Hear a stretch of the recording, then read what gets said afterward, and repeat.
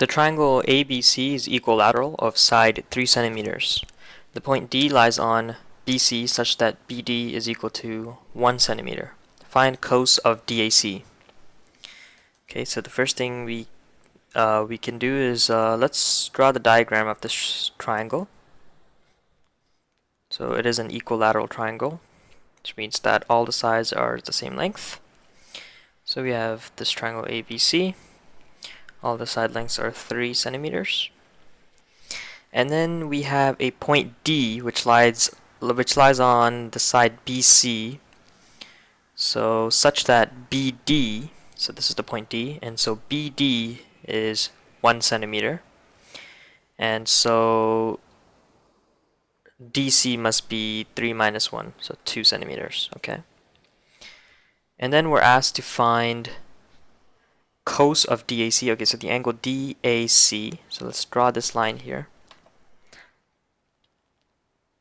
Okay, and this is the angle which we're looking for. So let's see. Well, if we had this side, this yellow side, we could apply the cosine law since we have the 3 sides and we're trying to find one angle. But we don't have that side, so let's look at this other triangle here. Let's see. Well, we know this angle, so you should realize since this is an equilateral triangle, all the angles are going to be equal, and the angles add up to 180. So each angle will be 180 divided by 3, which is 60 degrees. So we know this angle actually. And since we know this angle and we know the two sides that it connects, we can then find the length of the other side using the cosine law. So let's actually do that. I'm going to label this yellow side X to make it easier. And let's actually do the cosine law for this triangle, this smaller triangle on this side. So we'll have x squared equals, so this is the cosine law. I believe this formula is in the data booklet. So it's going to be x squared plus 1 squared plus 3 squared minus 2 times 1 times 3. So 1 and 3, those are just the side lengths of this triangle. And times cosine of this angle here, 60 degrees, okay. And so x will equal the square root of this whole thing.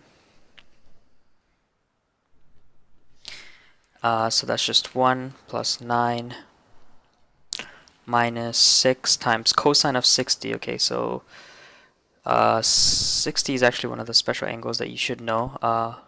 Here, this is how I remember it, but so if we have this triangle, this angle would be 60 degrees, and so cosine is just 1 over 2. Cosine of 60 is 1 over 2. So that's 1 plus 9 minus 3, and so that should be 7. So x is equal to root of 7. Okay, so now we know what x is. We can do the cosine law for this triangle ACD to find this angle here. So we'll do the same process so that we have a cos of DAC here. So to have a cos of DAC, we'll have to make this side length the opposite of that angle, which is 2. So 2 squared will equal the side lengths. I'm just going to write x for now. So x squared plus 3x, and then x squared plus 3 squared minus 2 times 3x. We'll sub in x later on, but for now I'm just going to do that. And then we have the angle DAC.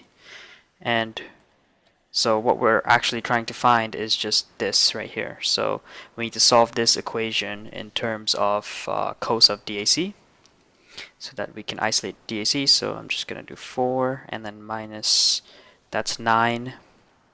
That's just x squared.